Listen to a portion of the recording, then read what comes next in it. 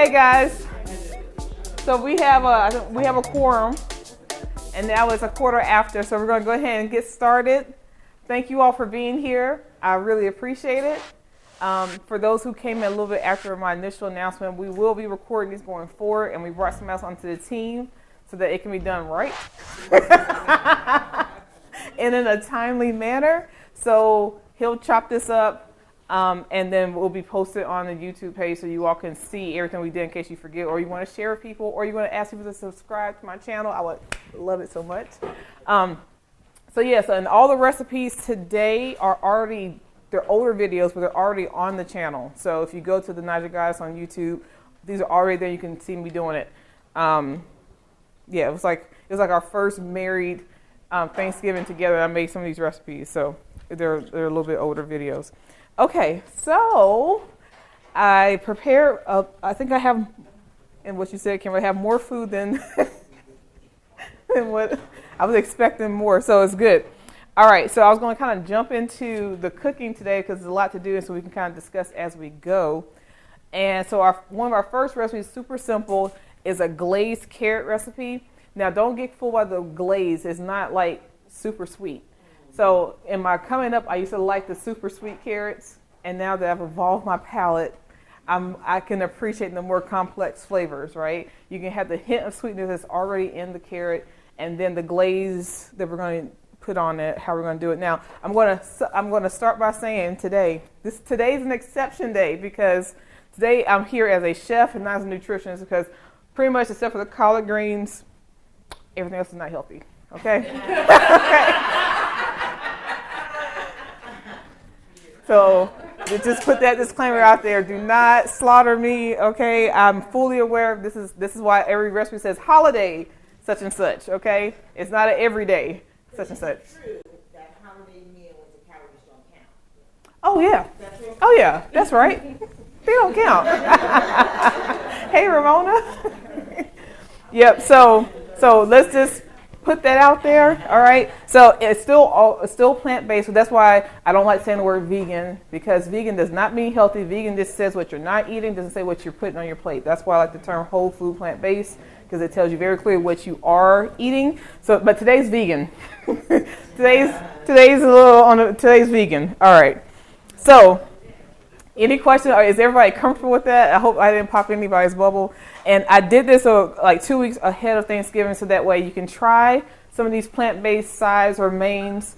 And if you like it, maybe you can consider adding this to your Thanksgiving this year and have some other plant-based options. Everything does not require a dead animal in it, okay, including your vegetables. All right, so just something to consider. Okay, so we're going to start off kind of easy. We're starting with some glazed carrots. Like I just said, they're not super sweet, or really that sweet, to be honest with you. But they're delicious. And the glaze, quote unquote, comes from this is something I did back in culinary school, so I don't remember how many years ago that was. The glaze is from ginger ale. So you use ginger ale, so instead of adding like brown sugar and all that, you're getting some additional subtle sweetness from the ginger ale. It adds a complexity of flavors. It puts the glossy look on the carrots. And then we add a little bit of chili powder and some vegan butter. So I have some questions about that, about the vegan butter. That's not it. Okay, here we go. Here's the tray we need. All right, so honestly, being a former regular butter lover, like I was a cheese lover, I can't really tell the difference between vegan butter and regular butter from the ones I've tried. I just got this butter. I never really bought Country Crock's plant butter before, and I only bought it because it was on sale like 2 for $5. So I was like, why not? Okay. I typically would do like the Miyoko's cultured butter when I do something like I want to put on like a toast, because it tastes extremely similar to the cultured butter I would eat that was animal based. And I actually like the earth balance because they have it in organic butter. So that's the only one that's organic that I see consistently, that's everywhere, including Walmart, Aldi, and all that. So I got this because it was on sale, and I got 2 tubs of them because I had to test these recipes multiple times, so I go through a lot of ingredients. All right, so that's that. So I would say try them. If you taste the difference, you see when you don't like, try a different one. But the two I recommended, I don't think you'll notice that much of a difference. And most of the time, depending on the recipe, it performs just as regular butter would. And that was Earth Balance and Earth Balance, yes, because they have it organic. the other one? Miyoko's. Yeah, she is known. She has cheese and butter. That's her like specialty. She's got some cookbooks. They're really great. I like her cheese. MYOK. Okay, okay, got it. Yep. Miyoko Shinner. She is amazing. She has a YouTube channel as well. She's got a website. Her stuff is everywhere. They have it in Target always. They always have it at Whole Foods, of course. And I've seen it sporadically in Harris Teeter. Food Line hasn't gotten there yet. Aldi hasn't gotten there yet. Trader Joe's has not gotten there yet. So this butter's already been softened, so it looks like softened butter. Hey, looks like softened butter. And I'll pass this around in a second. So I want you all to keep me honest, better honest this time, and let's follow the instructions together. So it's the first thing it says to do. It says to put the carrots in there with the butter and what else? Salt and ginger ale. Okay, so I'm going to need 1 cup of ginger ale.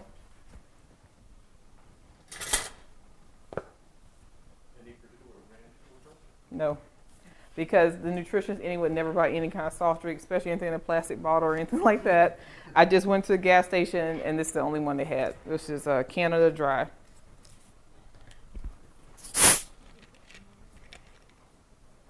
All right. And it does say 1 cup, right? Yeah. All right, so this is a half measuring cup, so I'm going to pour 2 of these. And then somebody else, can you all see? The camera's pointed at the right angle? Okay. I never know. I know I'm supposed to add like a pinch of salt. Yes. Keep me honest here. All right. A pinch or that should have been a teaspoon. Should have been a teaspoon. That's a correction I'll make in the system. Thank you for bringing that to my attention. All right. And how much butter? Is that a tablespoon? 2 tablespoons. I said it wasn't healthy, y'all. Okay. All right, and a half. All right. And then I believe we let this come up to a simmer, yes? Cover or? Cover. All right. Okay, y'all on the ball today. I like that. Okay, so you know this stove and me have to become reacquainted every week. So we're going to let that, I'm going to turn it up all the way. Once that comes to a simmer, then we're going to move on to another recipe until that comes up to a simmer, because I don't know how long that's going to take on an induction top. All right, so while we're doing that, while we're waiting for that, we're going to move on to the collard greens. So I made this recipe in the last class, and everyone seemed to really like it. This is our one healthy dish of the day. So we're going to have plenty of it to eat. Because how much of your plate should be non-starchy vegetables?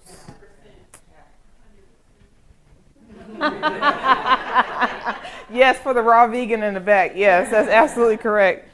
That's absolutely correct. Okay, yeah, so half your plate should be non-starchy vegetables. So these are organic greens, because remember the pesticides, herbicides, insecticides, all the poisons that they spray gets into the soil, gets inside the plant. You can't wash it off. Yada, yada, yada. Y'all hear me say that every single week. They've already been nicely chopped and all that kind of thing. All right. So what we're going to do first is use pretty much the only oil I actually use on a regular basis, which is some sesame oil, because it's actually for flavor.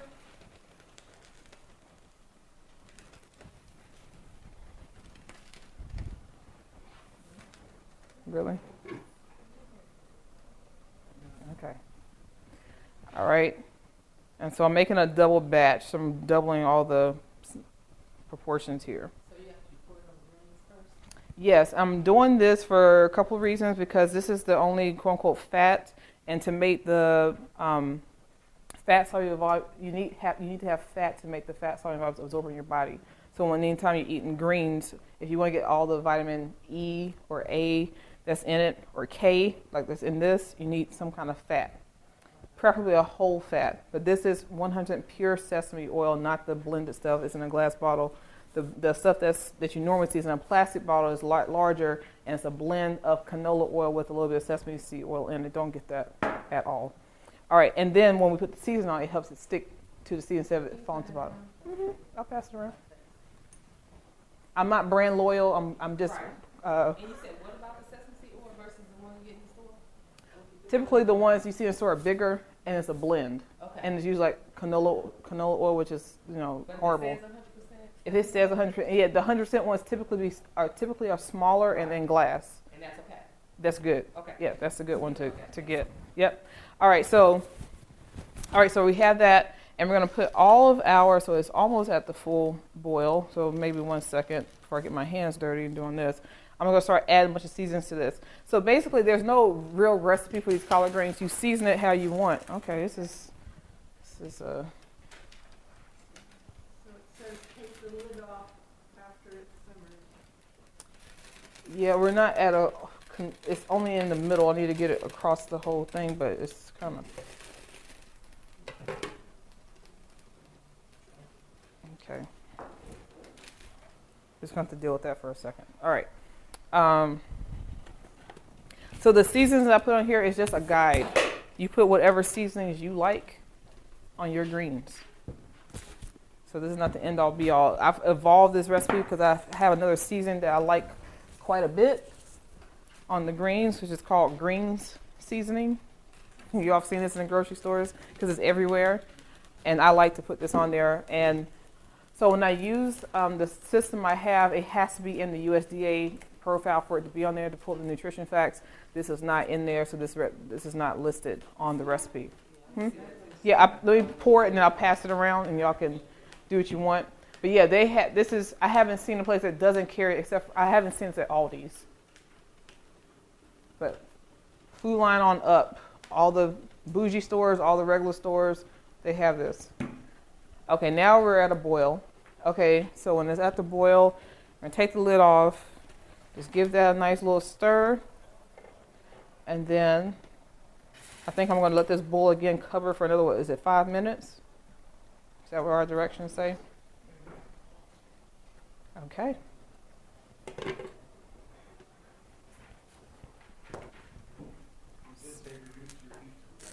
Okay, thank you. That's it. You're in line for the MVP award today. All right, so I have our alarm set. All right, so we'll reduce that to low. This is just so that it can just cook so they're not super crunchy.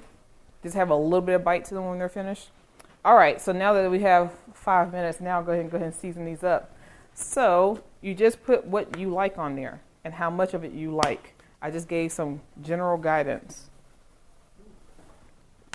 This is a whole...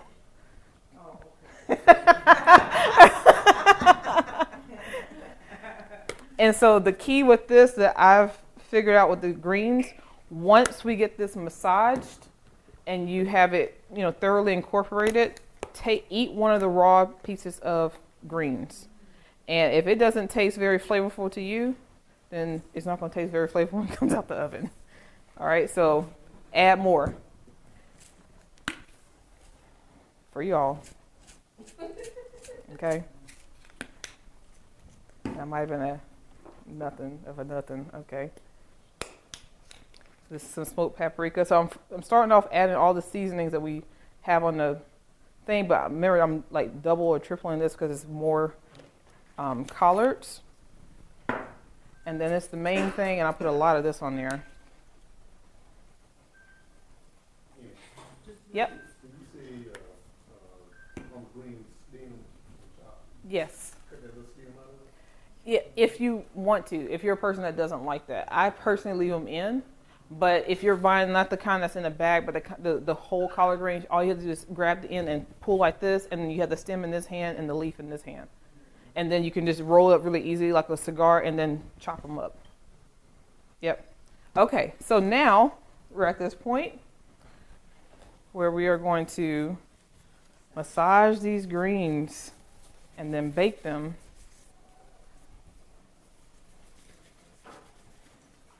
Yep. But like, if you know you don't like onion powder, don't put it on there, right? Like certain recipes, like I've been learning, people don't like curry powder. Okay, don't put it on there. Put what you like on there. However you season your greens, minus meat, use the same seasonings. All right. And anytime you have greens, like these cruciferous vegetables like this, like kale or anything like that, anytime you massage them, it helps to break down the cellular membranes and makes them more tender. And then you'll still see this deflate. So you saw how large, can you all see what I'm doing? Okay. So you saw how large it was. It'll deflate. It doesn't deflate as much as like kale would, because these are hardier than kale collards. But you can already see how it's gone down. So First Lady, can you do this with any greens or just powder? Any hearty green. So I wouldn't do this with like spinach. Turnips and mustard. Yeah, absolutely. Absolutely. They hold up quite well. Any hearty green. And this is when you're putting your love into it, because love is an ingredient, guys. Always makes it taste better. I'm always communicating positive thoughts to the food. You gotta have good energy when you're cooking. If you're not in a good mood, don't cook the food. Okay? You can taste that. You can taste it. Okay, so now, to me, it's looking like every leaf has some seasoning on it. So now I'm just gonna take one piece. Yep. You want some? For me. For me, but not for the general masses. No, they'll probably say this is too spicy, knowing how y'all do. Okay. All right, I think that's really good.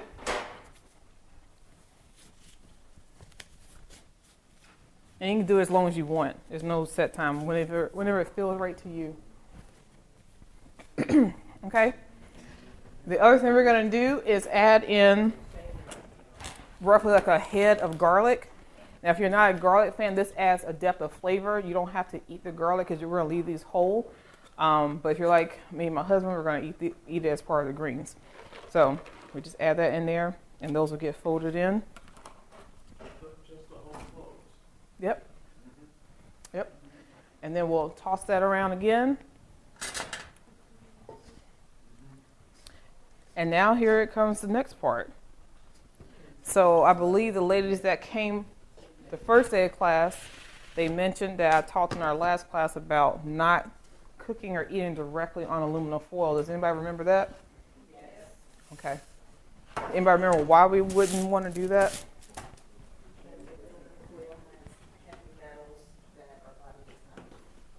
Well, it is the heavy metal. Aluminum foil is the heavy metal. Yep, absolutely right. So what we do, we have some parchment paper, and I use unbleached. You know, we've talked about that. And we lay out we're going to make like a little sack. And so I'm probably going to make two different sacks because this is a double batch of collard greens. And I overlap them so they just have some space. Oh, okay. So we've let them kind of steep for 5 minutes. So now we're going to kind of add our seasonings. We're multitasking today, guys. All right, so we're adding in a little bit of chili powder. What does it say, a teaspoon? Yeah.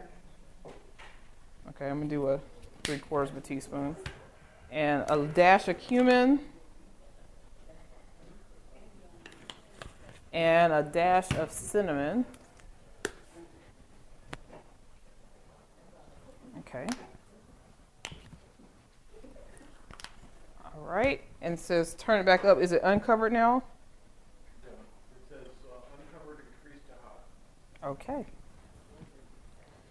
Okay. So now this will cook, and this is when you'll start to see the ginger ale kind of make the little glossy look over it as it cooks out. So yeah, let me just clean this off.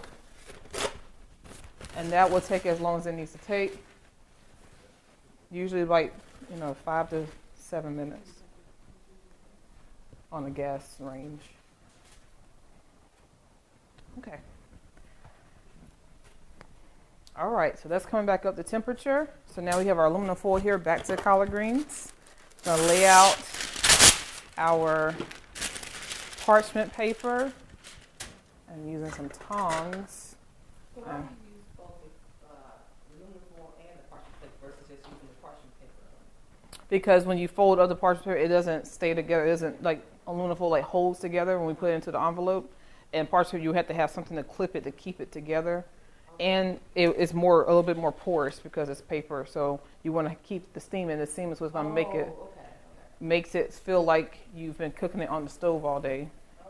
And so, coming up with this recipe, as a person, I always love those greens I've been stewing all day.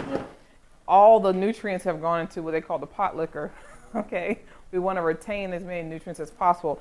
As we discussed last week, anytime you take something from its natural state, meaning from the ground, from the tree, and put any kind of heat to it, it has degraded in some kind of way. So we want to minimize the degradation. We want to retain as many nutrients as possible. So we're sealing it. And we're losing not nearly as much as you would as this if you put this in a pot of water and stewed it all day. Okay. Can you do that just in a ceramic dish? You can. You can. I noticed that it gets very watery when I tried it that way. And with this, it's very minimal loss, so you're still losing. You're not losing as much as you would if you put it in water, but in a regular dish, it still lost a lot of liquid. Okay, do one more, and then I'll make another pack.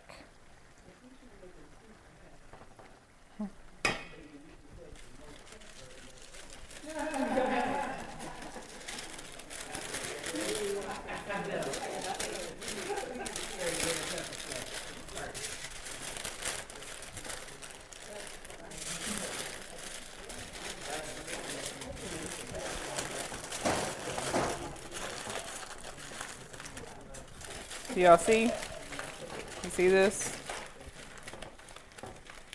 Okay. All right, so we got our one pack, and I'm going to put this aside so I have space to put this other one out. And so we will have our oven preheated to 400. And this will bake for about 25-30 minutes. Now, that's based on your oven. Now, I have a gas oven at home. It cooks a little hotter than the electric stove from what I recall, so you may need to put yours in for 40 minutes. So when you take it out the thing, if it's not tender to you, then cook it a few minutes longer. Okay? So we can kind of test that out today. Oh.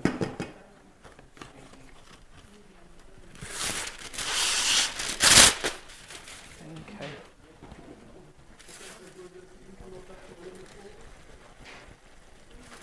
All right. Any questions about this? This is pretty easy, right?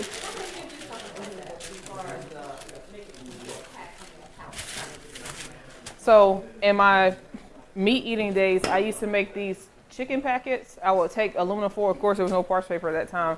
I would take chicken and some zucchini, squash, and pepperoni and some cheese, and I'll put that in there and roll it up like I just did. And the chicken will be like perfectly cooked, and then the seasoning from the chicken will get seasoned the vegetables, and it was just like almost like a sous vide, like a bootleg sous vide in a way, but not really.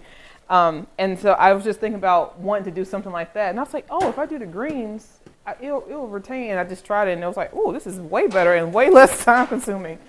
It was a happy accident. Well, a happy experiment that actually went right.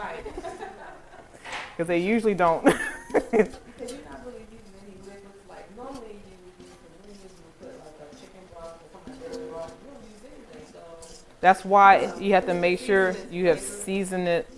So it looks like a lot of seasoning because it is, but you want to make sure everything's seasoned because this is your one shot. That's why I would say eat it raw. If it doesn't taste good to you, then add some more seasoning that you like.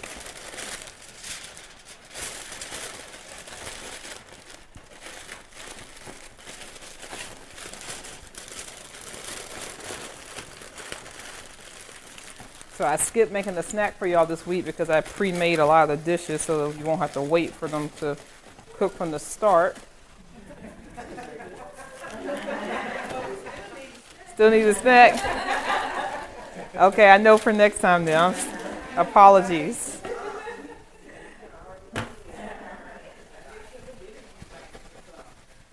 I like those energy bites. And then you can make those energy bites into bars, you know, and take that on the go for work or if you're taking a hike or something like that.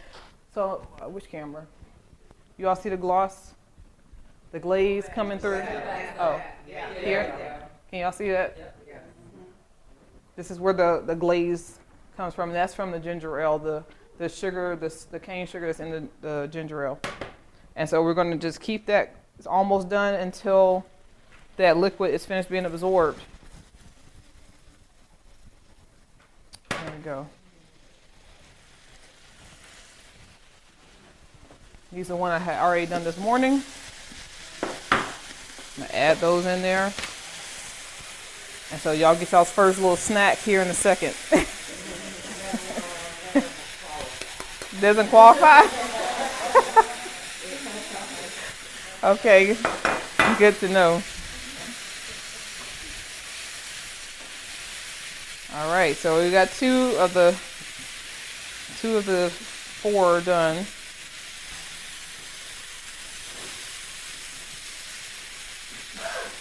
And we're almost there. Some savory carrots. All right, this there. Just cover that for a sec. A little splotchy. Oh, where's my notes? All right, so that's good. So I've had the oven going, keeping things on warm. Okay, who's ready for their carrots? Now, pop quiz. Carrots, starchy vegetable or non-starchy vegetable?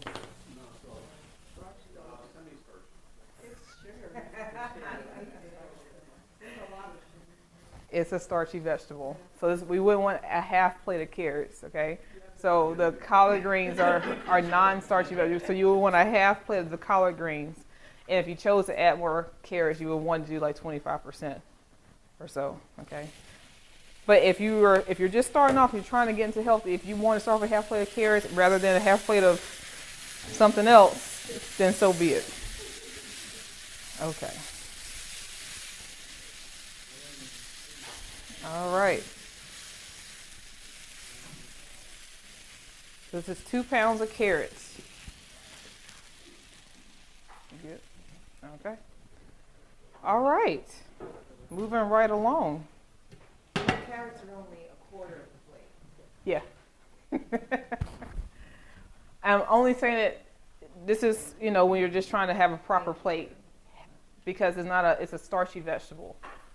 So like peas outside of the pod are a starchy vegetable. Peas in the pod are a non-starchy vegetable.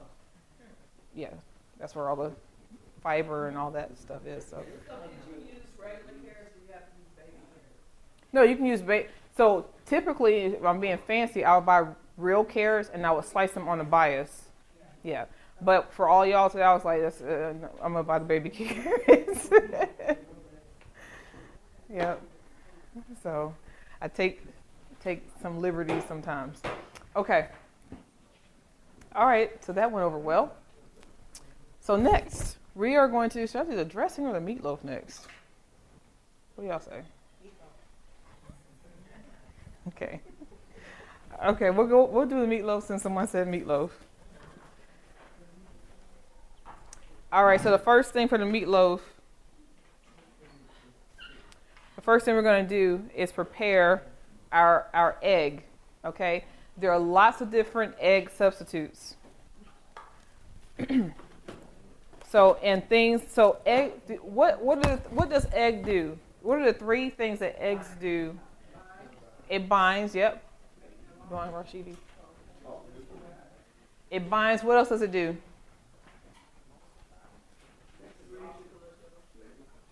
Somebody said something. So what? Yeah, yeah, definitely. So there's three things that when eggs are used in a recipe is what it's known for. It binds, which is what it's most commonly known for. It adds moisture, and it adds structure and lift. So like for baking or something like that. So when you're not using eggs, you have to kind of know what are you trying to do with the recipe. So for the recipes today, our main purpose is to have something that's going to bind and hold it together. So if we're doing baking, we wouldn't necessarily use this because it's not going to, or we use this in addition to something else to help add the structure portion to it, to add the lift. But the moisture and the binding is what we're going to use the egg for today. And the most common egg in the non-meat eating world is called a flax egg. So what we do, we take ground flax seeds, organic, 1 tablespoon of flaxseed to 2.5 tablespoons of water or any liquid of choice. And you let it sit for like 5 minutes, and then it becomes this egg-like consistency and it binds together. Because flax seeds, like chia seeds, they triple in size when liquid is added to them. Repeat which part? How much?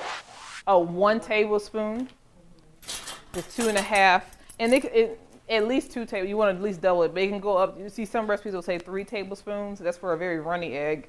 I like to do like 2 or 2.5 tablespoons.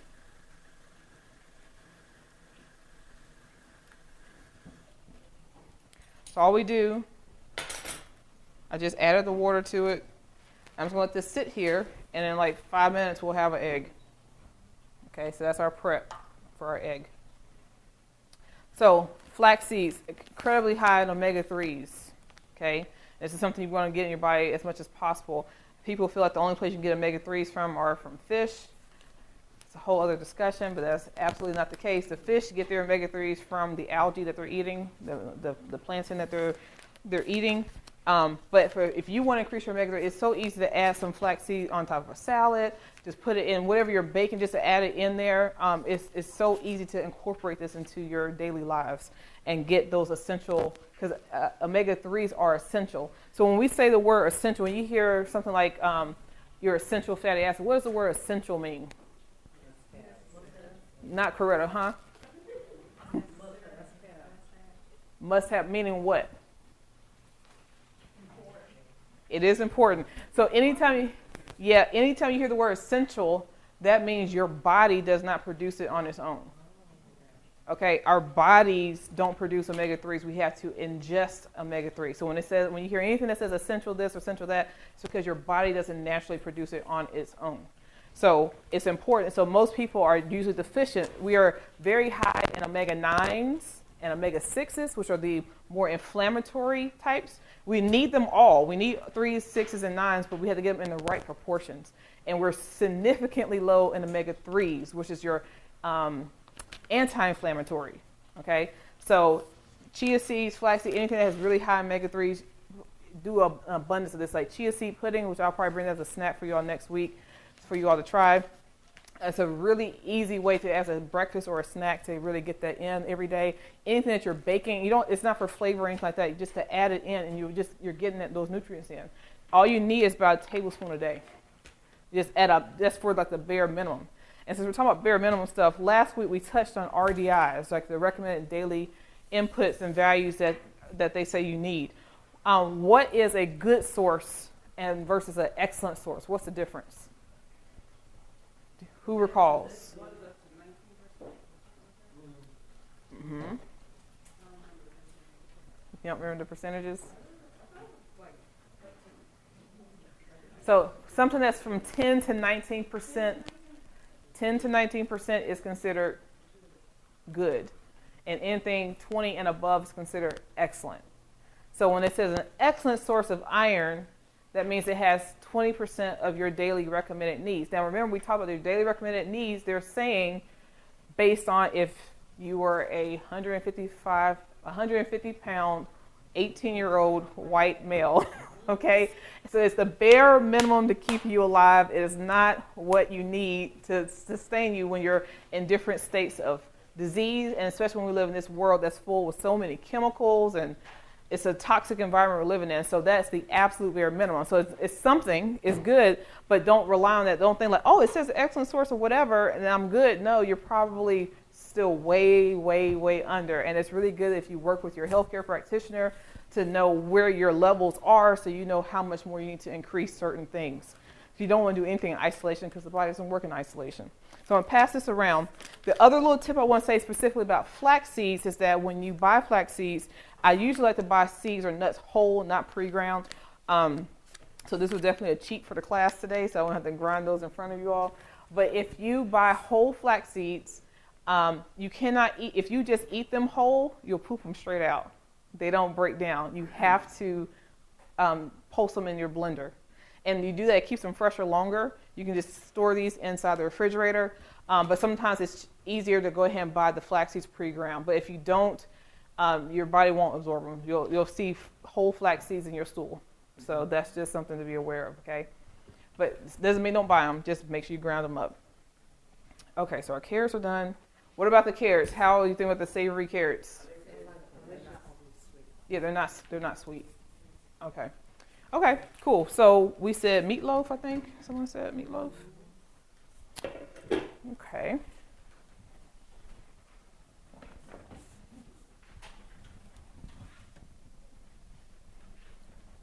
This is my first in any cooking class using any kind of mock meat. But I'm using a mock meat because it's a meatloaf. I have healthy meatloaves. I've done them in class. I've done the lentil loaves. They're very, very good. But this is, like I said, today's not healthy. And if I use a mock meat, I personally choose Beyond over Impossible because Impossible uses genetically modified ingredients and Beyond does not. So I just stay away from them altogether because I don't want anything genetically modified, no GMOs. But they're not organic. Beyond's working on being organic, but they are a non-GMO, whereas Impossible is not. So there's that. Okay. So we have our meat here. Can you else? So this is just 1 pound. The recipe calls for 2 pounds. I've already made it. It's in the oven. It's warm. I'm just showing it in front of you so you can see how simple it is, okay? So we're going to do this. I'm just basically having the recipe that you all will help me with. So we're going to take our mirepoix.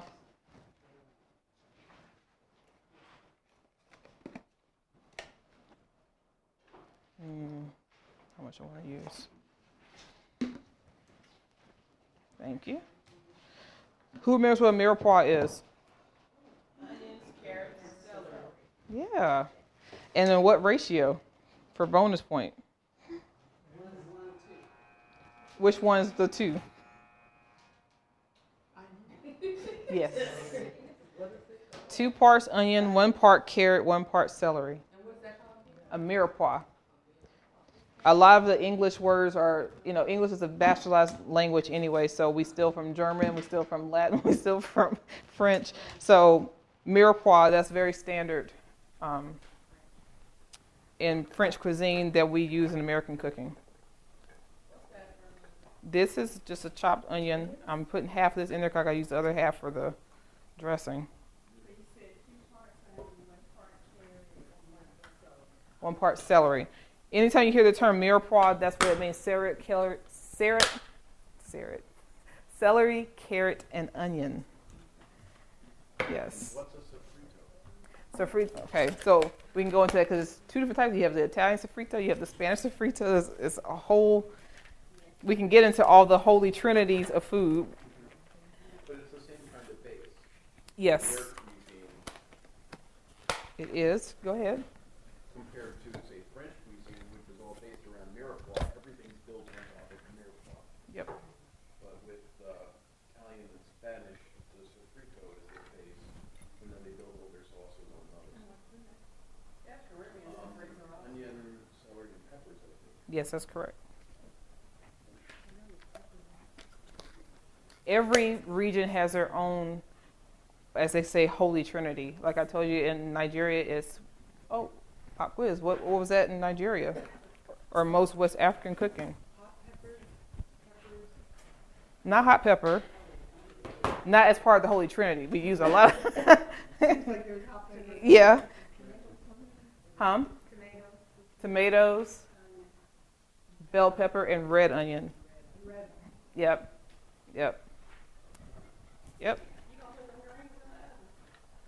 Greens are in the oven. Huh? Some more greens. The oven's full. It's not up to temperature yet. So in the Nigerian one, the tomatoes would be 2, and the Bell peppers too. bell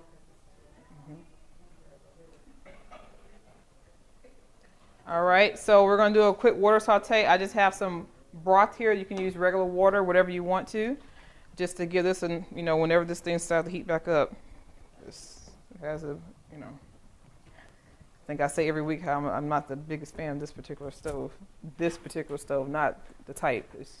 It cuts off on and off by itself. But yeah, so we're going to just do a quick saute on this, and since that's taking its sweet time, we're going to go ahead and add some seasonings to the meat here. Beyond uses pea protein to make their meat. There's no soy, there's no gluten in it. So if anybody has those particular allergies, you don't have to worry about that in this particular mock meat. And then can you all see this? And so like the white specks in there to mimic the fat in cow is coconut. So that's what coconut, because coconut is a saturated fat. So that's what makes the fat come out when you put it on in a pan and it cooks up like regular meat. It's the coconut in there. So that's what that is. And then they use beet juice for the color. All their ingredients are pretty straightforward for a processed food. All right. So what am I supposed to add? I don't remember what I said. It's all over here. All right. I know I add these to it. And some garlic. Yes, and let me pass that around. So on the one you're going to taste, I use these. These are smoked julienne cut sun-dried tomatoes. And where's the garlic I had just chopped up? All right, so we have half the garlic. So this is 6 cloves of garlic, so I'm using 3 here and 3 for the dressing. Maybe 4 here and 2 for the dressing. Okay. So you got the garlic. Hit where from? I get that. They always have it at Publix, and they usually have it at Harris Teeter. And then they occasionally have it at the Food Line in Gastonia because I talked to the manager about it. But like I say, I always say, become friends with your produce manager, your grocery store manager. They will have what you need because they want to serve you. All right, so I just put some onion powder. I put a little bit of black pepper. Keep me honest, what else did I say on there? Put a little bit of garlic powder. It's not the temperature yet. On the meatloaf recipe, guys. It says garlic cloves, smoked sun-dried tomatoes, onion powder, salt, black pepper. Oh, okay. I'll leave out the smoked paprika then. I was about to put that in there. And I put the black pepper. I put the garlic, onion powder, smoked paprika. And this, once this heats up. Like, this is crazy.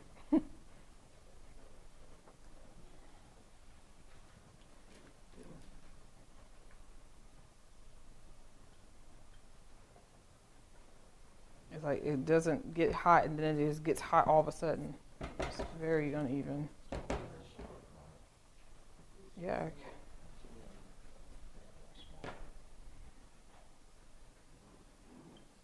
Okay. All right.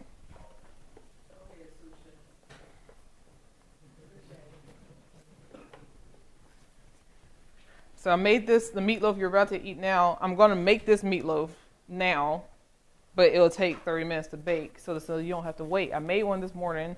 It's heating up in the oven. Hopefully it's not overheating reheating and drying out. Huh? And so the other thing is what's the other pack of tomatoes? Right here.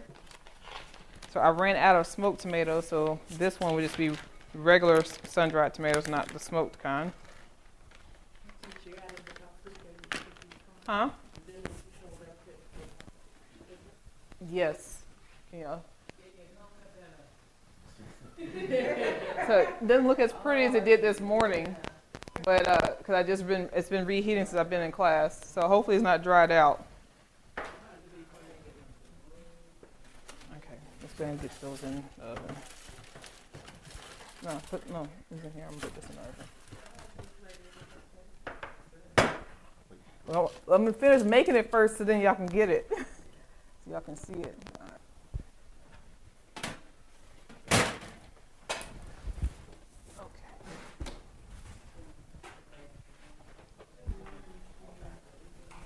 All right, so I'm hearing something happening. I'll set my alarm for the greens now. Okay. Right here.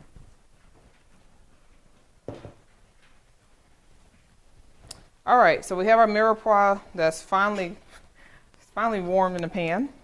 Okay. So we're just looking for the onion to get kind of translucent. We're not trying to cook the carrots all the way through because it's going to bake in the oven. And, we don't want to have super mushy vegetables. We want it to have some type of structure to it. So we're about there with that eventually.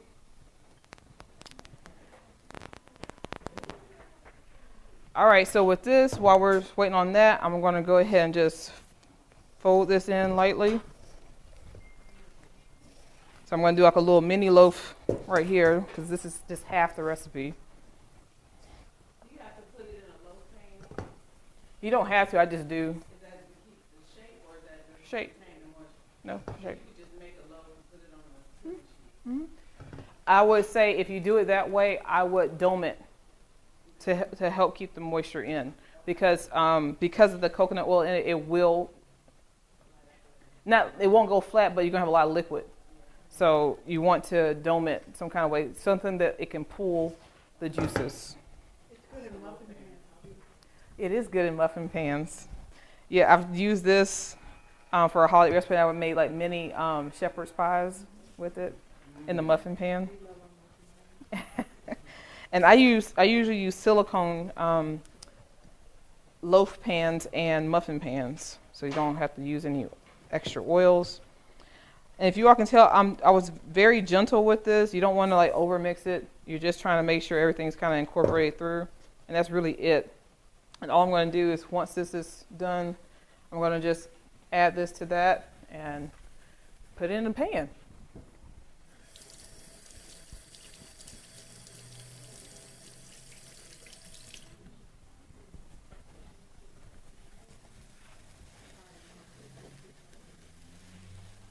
I'm just going to go ahead just for the sake of time and so that you all can eat. I'll go ahead and add it. It's still going to cook in the oven.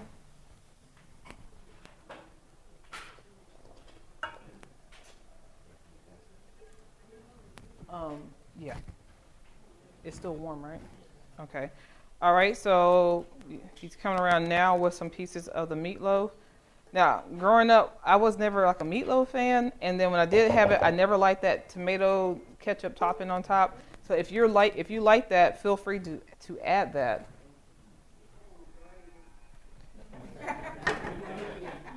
I make a KFC copycat gravy. Wasn't sure if I should have done that today or not, but I guess I should have. Okay.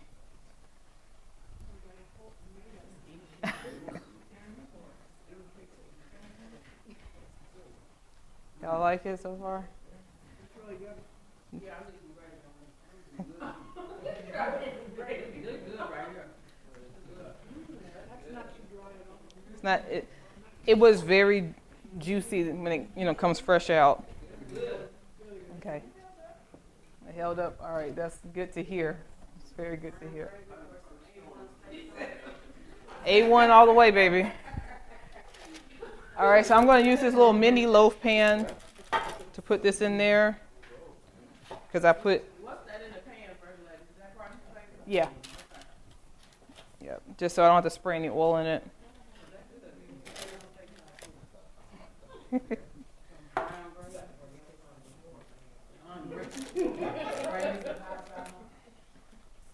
mashed potatoes. I know they start you out here.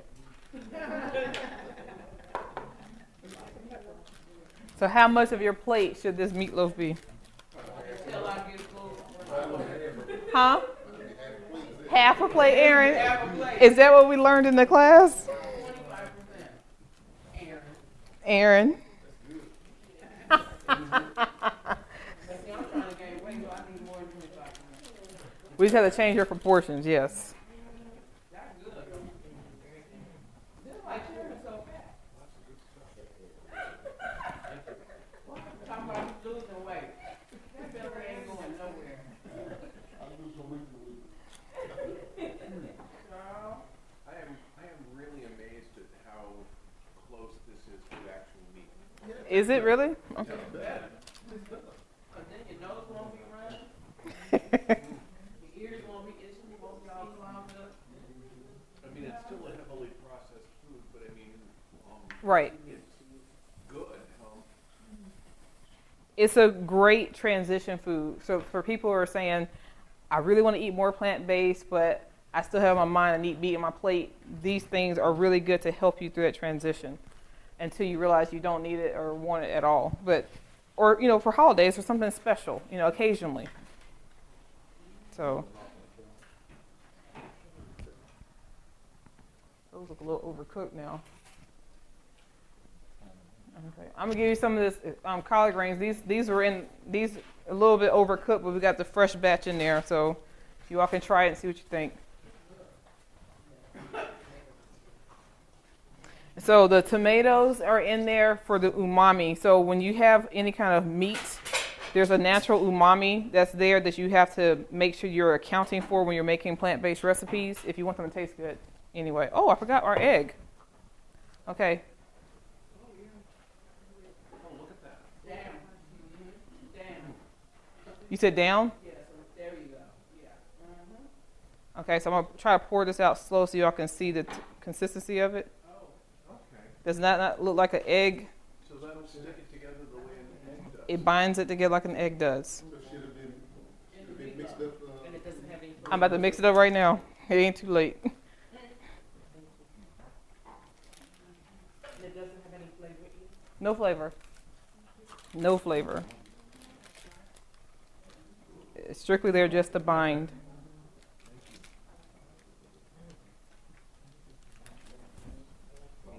So first, could I use that meatloaf recipe to make like Salisbury steak smothered in some gravy? I actually have a Salisbury steak recipe, but yeah, you can. That's good right now. I'm glad y'all like it. That's what he loves to make a sandwich. He takes the meatloaf and makes sandwiches out of it after when I make this for him. Because our first married vegan Thanksgiving, he said, well, babe, I know we're doing the vegan thing this year, but I would just really like to see some kind of meat. And he told me it's kind of like the last minute. The stores are already closed, and I already had bought some of this ground beef. So I was like, well, I guess I just try to make a meatloaf. And I totally just made up this recipe, and it worked. And so if you go to my channel, this really is not a shameless plug. The first one was. And you can see me making the recipe for the first time ever. I'm literally making it up, okay? And then there's a taste test with my husband, my stepdaughter, and a very, very good friend of ours who lives around the corner, John Muhammad. He was on he came over for Thanksgiving that year. And you can see for yourself. We were just surprised, like, wow, this tastes really good. Oh, wait, so I got off track. So the tomatoes are umami, and that's what it's like an essential ingredient to make it taste more, quote unquote, meaty. It adds that depth of flavor. That's what the sun-dried tomatoes specifically do. So that's that. So we have this now. I doubled the veggies on this because this is the amount of veggies for the 2 pounds of meat. So more veggies can't hurt. So it's here. So all I do is put this in the oven and let that bake. And then we're good to go. Y'all okay? Feedback? How did the greens, because those look a little overdone, but okay. They're spicy? There's no salt. The salt in it will come from this. Okay. A little salty. Sorry about that. Yeah, overcooked. But does it taste, the texture, does it taste like it's been cooked in a pot? And it still has juices, so it doesn't need to add stuff to it. Oh, you ate the garlic. Yes, but not nearly as long. Yep, not as long. But with like a turnip green, it'll be equivalent.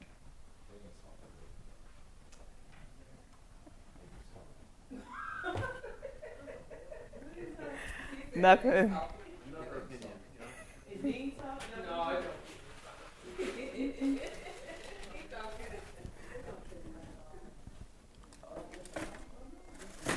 Okay. All right. So the macaroni cheese is already done. So last thing we're going to do is the dressing recipe. Now I grew up. So just a clarification. Whether you call it stuffing or dressing, there is a difference. Stuffing actually is stuffed in the vaginal cavity of the bird, whereas if it's outside the vaginal cavity of the bird, it's dressing. That's the distinction. Okay. Both can be made out of bread. Both can be made out of cornbread. So cornbread dressing is typically.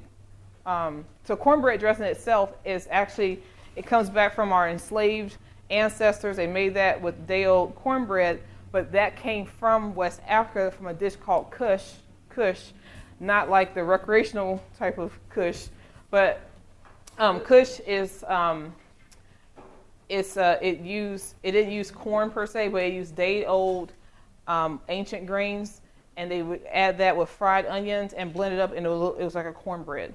And sometimes they say kush, and that's where the word couscous came from, was from that particular dish. Yes, Kush. They call it kush or couscous. It's in the Islamic part of the northern Nigeria. It's all Islamic. So I don't know if I ever said that before. Southern Nigeria is Christian. Northern Nigeria is Islamic. So from that whole Senegambia region, like we got the jollof rice from, the Senegambia region, the Mali Empire that we talked about in the first week of class, this dish, the dish of what we now call cornbread dressing, came from there. So when we were enslaved, they just made a modification using corn, because that's the food they had, to make the same dish, and that's how it evolved. So that's our history lesson for today, for our Arts and Science Council plug. So it wasn't like that. So all the 54 countries on the continent are just arbitrarily drawn. So after slavery ended, the next thing that came in, the Europeans came in and they just sliced and diced just based on resources. So it wasn't based on, this particular ethnic group or anything like that. That's why you see it kind of randomly. That's why Nigeria, you had the whole northern part was Muslim, which is what the other countries closer to it, and southern Nigeria is Christian. They just said, we want this for the oil, and we're just taking this section of land. It was no rhyme or reason. Yep. Okay. So we've had our meatloaf, and we've got extra left over. So if y'all want some more, y'all can get some more. The macaroni cheese is already done. It's in the video as well. So I'm not going to do that in class. It's more labor intensive. So we're going to do the cornbread dressing. So we've had our history lesson on that. So now I'm going to use this same. Lord have mercy. All right, getting that up. I already made it. I'm not going to make it in class. I have a video for it already. I didn't know how. I was expecting something different. But anyway, so we're going to start off again with our flax eggs. So here I have, so the 1 tablespoon of flax, I have 2 tablespoons of flaxseed. So, because we're making 2 flax eggs.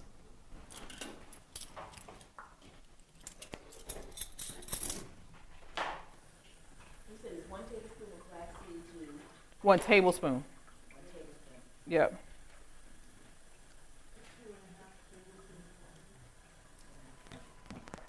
That's correct. That is correct.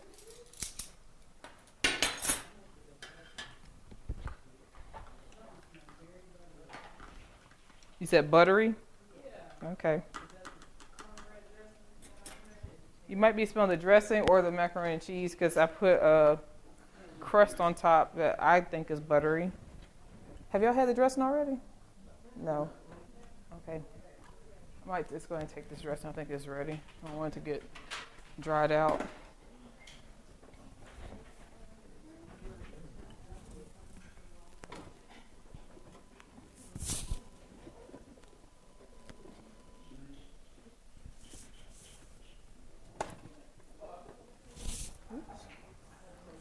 That macaroni and cheese is done. Okay. All right. Put these back inside.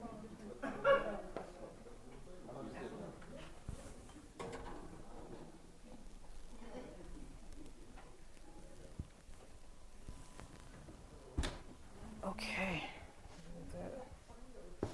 Ooh.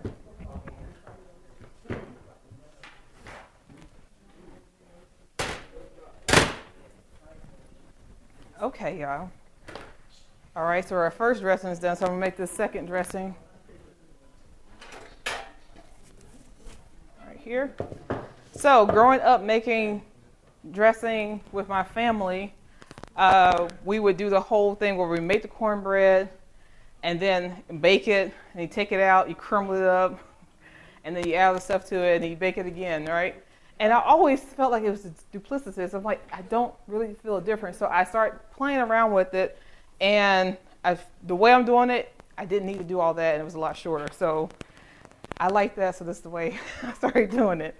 So the first thing we're going to do is kind of like we did the meatloaf. We're going to, it's not a full mirepoix, it's not including the carrots in it, but we're going to take this other half of the onion and some celery, and we're going to just do a nice little water saute with that.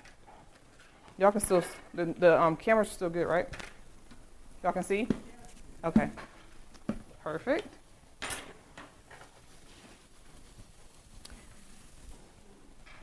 While our egg is, don't let me forget the egg, y'all.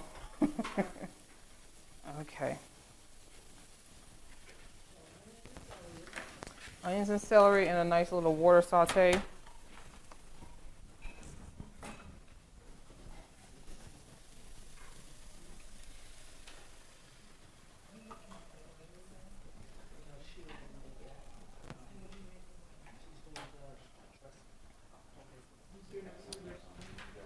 Not yet. Let me make it first and then they eat it. So they can still want to pay attention to me. I'm trying to hold the attention a little bit. Okay. All right. So I jumped the gun. Y'all didn't keep me honest. You know, I just start doing stuff. All right, so we'll just do it backward. So I'm supposed to cook the sausages first, and so here's the other mock meat that we're using today.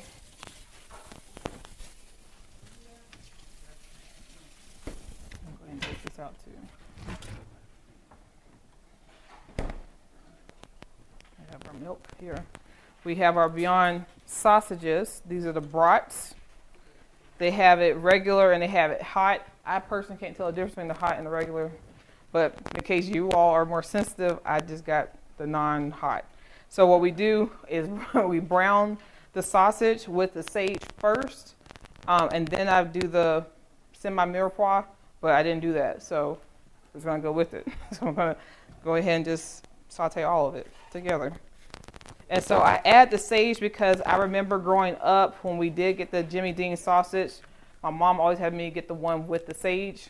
So I already had some fresh sage. I just love the way it smells. And I already did a chiffonade of that. So I'm just going to... No, you take the casings off. So that's why you see it's kind of already smashed and already open. I had already done that. And it's not mandatory.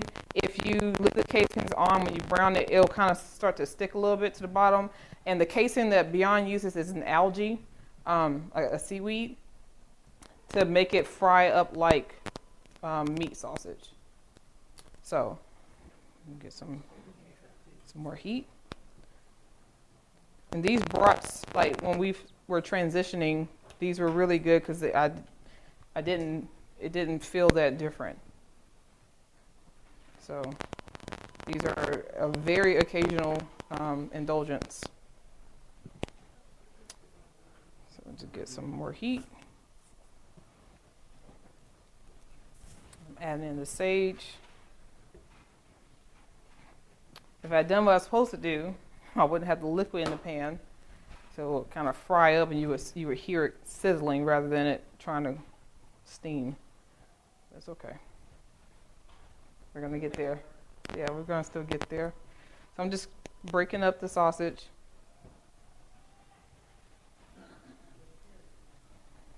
Can y'all smell that sage? The fresh sage?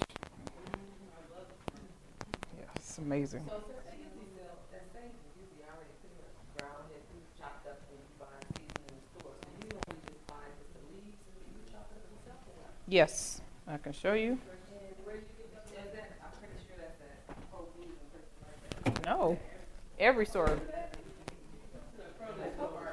Oh, really? Here, take it and pass it around. Okay. Well, actually, I grow it on my tower garden. But when I don't want to use all what I have, then I'll buy some, like for class, and I'm testing recipes, you know. Let everyone see. And you see it's organic.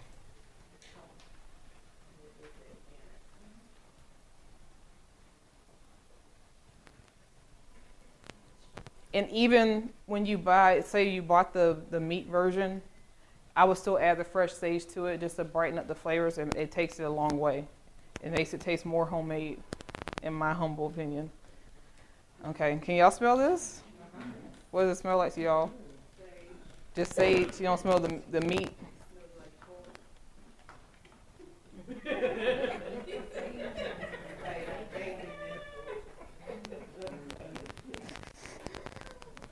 Okay. Now, pork ain't good to eat, but it do smell good. I can't say that. I can't. Honestly, it never appealed to me. Never appealed. It just smelled like. It tasted good, but I never the smell.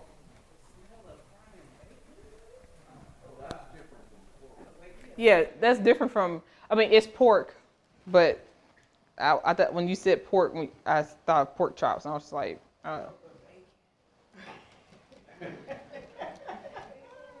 And growing up, I never had pork bacon in my life. Actually, we always ate turkey bacon growing up.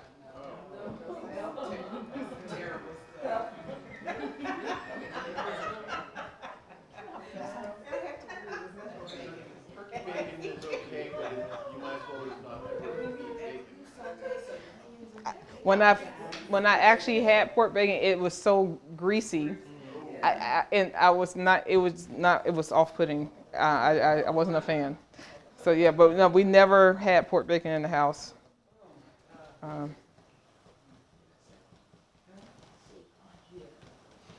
a question about the carrots recipe. Yeah. In the nutrition facts, it says it's 56% of your sodium. Is that because of a mistake of saying 1 tablespoon? Absolutely. Okay, I was going to say they didn't taste that. That was a total typo on my part that we'll have to fix immediately. It should have been 1 teaspoon. So since we're looking at nutrition factors, excellent. Remember we talked about how things partner together? Sodium is paired with what? What do we keep saying it's paired with?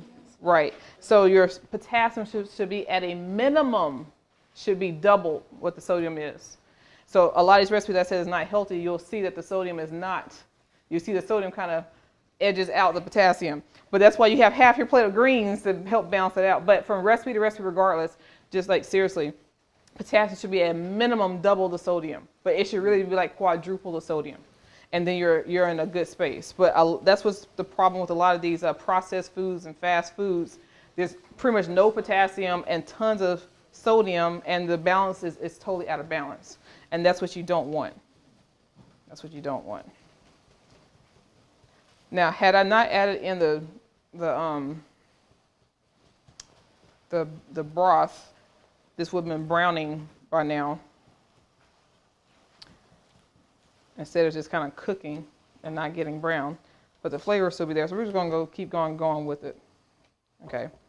The other thing I want to pass around is making this recipe. Everybody's seen the Jiffy corn mix, right? But anything seem different about this particular box? Yes, you have. It is right beside the regular one. It's right beside it. It is literally right beside it. So wherever they have regular, huh? You weren't looking for it. I have seen it. I can't remember if it cost more or was it the same. Same. It's the same cost, and they're side by side. What makes the regular Jiffy non-regular? It has amylard in it, dried amylard. Yep. Okay, what does this have? This has vegetable. Okay, Crisco. No, not in this one. That's the other one that has that. This one has. Where is it? Palm oil. Okay, so it has a little bit of oil because it wants oil. Right. Thank you. Some of it's going to stay. Right. Okay, so now we've got this. Typically, this would look like browned meat, and then we would have it, and we would set that aside and in the same pot add in the vegetables and saute it. But I messed that up, so we just have it all mixed together right now, and it's not the desired color, but it's cooked. So we're going to go with it. All right, and so what I also like this recipe is that it's a pour and go. So instead of putting this in the mixing bowl and all that, we're going to pour it straight into our final serving dish. We're going to pour it straight in there.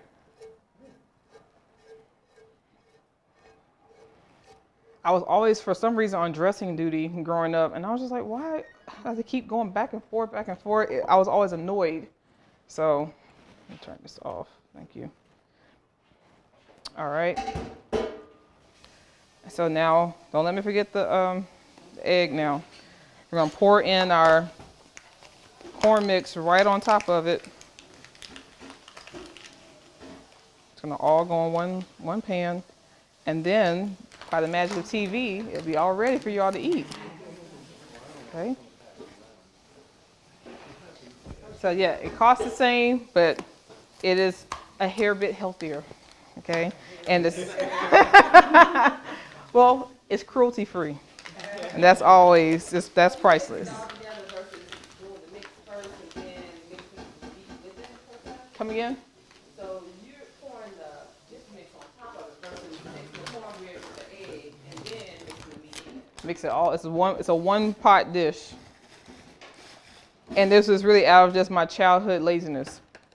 I just, as an adult, I was like, there's got to be a better way than how my mama had me doing it. So you can still do your own way. This is just a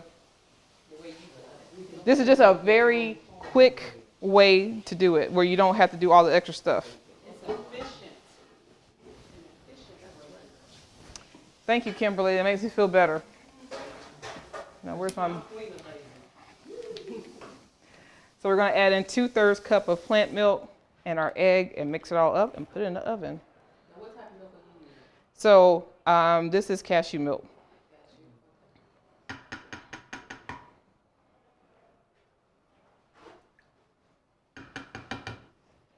Okay. And this is now y'all know I make my own meals. I have a little machine at the house. So I don't want to have to lug all that. But yeah, I like this brand because it's just 2 ingredients. It's just whatever the nut or seed is and filtered water. Nothing else. And now, if y'all are not familiar, I'll pass it around. They have this. They always have it at Publix and Whole Foods, Earth Fare, and Fresh Market. They sometimes have it at Harris Teeter. I've never seen it at Trader Joe's nor Food Lion, except for the one in Gastonia because I've requested it. They have it at Sprouts too. And Sprouts. I forgot to mention Sprouts. Yep, you're absolutely right. They do have it at Sprouts. All right, and so now I'm going to add in the egg. Can y'all see that? Everyone can see the egg? Okay, so we're going to pour our egg in. And this is adding tons of protein, fiber, and omega-3s. And you see that was 1 teaspoon of flaxseed oil. It's always a tablespoon. So this is actually, I made 2 flax eggs in this cup. So this was 2 tablespoons of flaxseed with, I put in 4.5 tablespoons of water. So if you don't want to make a whole lot, you just make it for maybe a couple people, you just cut the recipe in half. Absolutely. That meatloaf don't make whole thing for that. Come again? That meatloaf don't make whole thing for that. Just for you. Yes. Right. You sound like Devon Aaron. I'm so serious. Hamburger buns and egg rolls face off.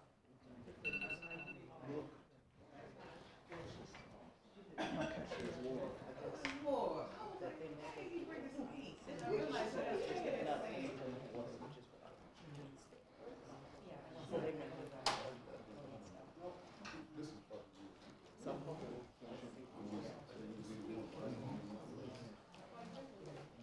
It's very easy to have a whole Thanksgiving meal done in about 4 or 5 hours. That includes the desserts, the bread, all that kind of stuff. And I wanted to bring, I can't bring everything. It's just too much to carry. That's literally all it was. But I have, maybe we'll do a continuation next week. Everything. I could do cheesecake, regular cake, cookies, breads, huh? I haven't made that in a long time because I'm not a huge cobbler person. But I'll work on it and do it. Nigeria. We don't do cobbler. I grew up Nigerian. We don't eat like that. So this is all that you're talking about, like Americana classics. We didn't. And all the more. All the more. Yep. And like most Nigerian food, they're not big on sweets. So the sweets there would not really be considered sweets here. Like plantain as the side is your sweet, it's stuff like that. It's not like cakes and creams and cups. It's not. There is a little bit of that, but that's not the thing. It's really about savory. All right, so y'all see, here's our cornbread. I mean, very simple. You haven't wasted too many dishes, which is what I like about it. And time. And so we just put this and we bake this. I'll find some space and take this macaroni and cheese out. So I'm going to go ahead and serve you all some macaroni and cheese. So I tried something different today because I told you I buy the fancy, expensive, exclusive cheeses from a macaroni and cheese. So I made a macaroni and cheese with ones you can buy in the grocery store. And so I'll pass these around. These are the ones I use today. You pass these around, Kathy. Where you buy fancy exclusive cheese? There are some artisan cheese that you can have shipped. But in Charlotte, we go to, there's a really awesome restaurant, South African restaurant called Oh My Soul. And they have a deli and a store. And in their deli section, they have deli meats and cheeses. They've got some amazing, like, cheddar cheese. Who is this having store? Oh My Soul restaurant. Where is that located? It's in Noda. Where is it? Off of? No doubt? Oh, okay. So they have a lot of tofu. It's a South African vegan restaurant. It is.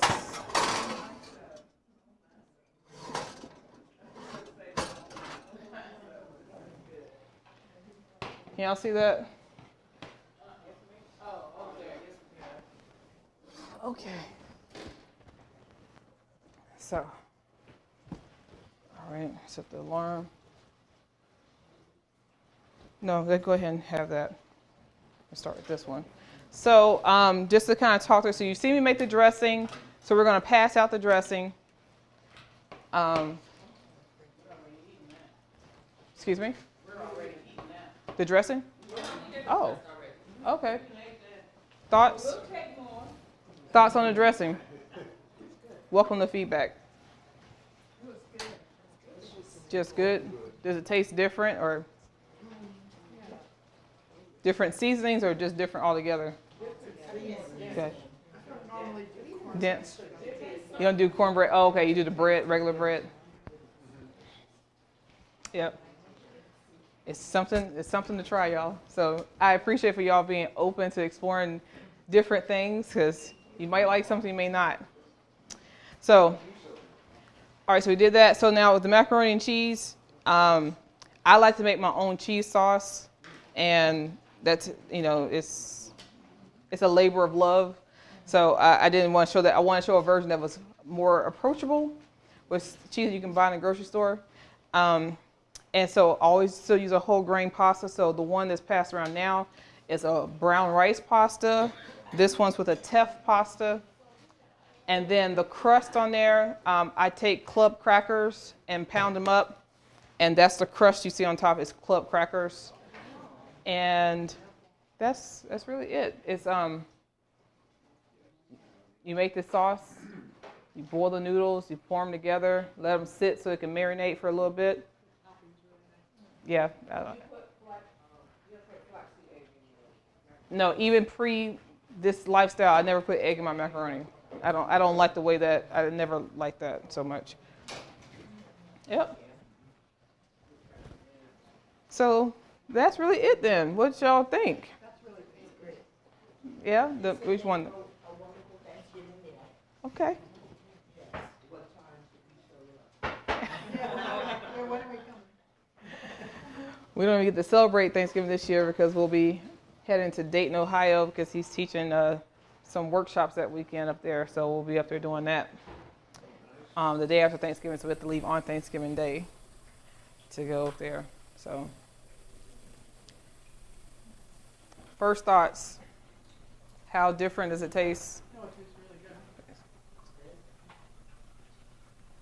So underneath the club crackers is where I put the Parmesan cheese there. So that's what you kind of see on top. And then the other bags of cheese are in the actual cheese sauce.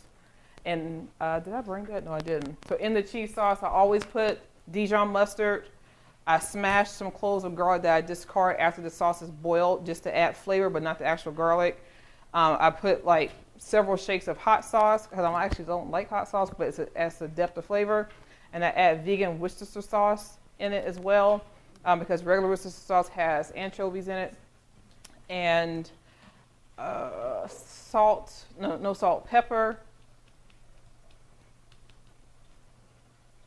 And that's it. And you bring it to a boil. Today I use 1 quart of cashew milk. I had another one of these.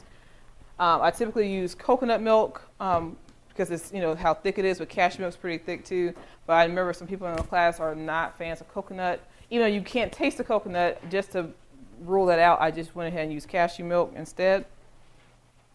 And that's it. You bring that to a boil. You put the bags of cheese in there, let it stir, get thick, and then the noodles have already been cooked. And then we just fold the sauce over it, let it sit for a minute before you put it into the stove so it can kind of absorb some of those flavors, and then coat it with the Parmesan, put the club crackers on top, and then bake it. That's it. I would not know that this wasn't cheese. Because it is cheese, Non-dairy cheese, yep, non-dairy cheese. How do you make your own cashew milk? So literally water and cashews. So you can, yeah, always raw. I never salted or anything like that, or roasted particularly. Never roasted. So if you don't have the little fancy machine, you can take like the Vitamix blender I had. You put 1 cup of nuts or seeds to 4 parts water, filtered water preferably, and you blend it thoroughly, and then you have milk, and then all you have to do is like take a strainer and strain it through, and then you can take the cashew pulp and you can dry it out. You can add it to some oatmeal the next morning, put it in your smoothies, but then you have the cashew milk and it's fresh. It'll last 3 to 5 days in your fridge as long as it's sealed properly. and the taste is superior. And then you can sweeten if you want. You can add flavorings if you want. You can add extracts if you want. It's so customizable. And you can make it as thick or as thin as you want as well. Yeah. Y'all okay? Okay. Yes, ma'am? So that was really good, that mac and cheese. Okay. Wow, I think it was one of the best I've ever had. Wow. So have you ever made the macaroni and cheese with Nutritionally. So in my healthy versions of macaroni and cheese that we've done in the class, I have a stovetop and an oven macaroni and cheese that is made with all vegetables that everyone really loves, but it also has vegetables in it as well, and it has some nutritional yeast in it as well. Like you missed that part, Ramona. I said today, minus the collard greens, nothing here is healthy today. Today I'm strictly just a chef, not a nutritionist. Okay. Okay. So any other questions or comments? Yeah. One more time. Where can you order the artisan cheese? I don't know the names off the top of my head. I just have the links. There's some places, and I only found those places because I went to Oh My Soul to see where they're ordering. I said, "Where are y'all getting y'all's cheese? Because you're not making it here." Only a couple of them that they did, but the rest of them they order. And they told me where they're ordering them from. I went and researched those companies, and then got some samples from them. So, yep.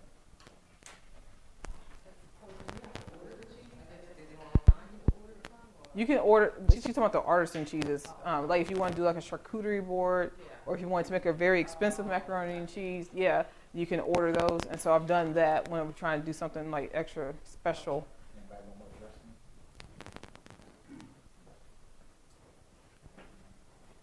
Yep. The texture of the dressing, I'm an old girl, so I don't like sweet cornbread. That's the Jiffy mix. Yeah. And I like sweet cornbread. I actually like mine sweeter, actually. Yeah. So I'm thinking if I just made the cornbread from scratch, then I would really like it. Yep. Because I like the flavor of it, but I don't like sweet cornbread. I totally get that. Now my macaroni and cheese, I put pepper jack cheese in my macaroni and cheese. Oh, okay. And I actually love pepper jack. Need some more kick.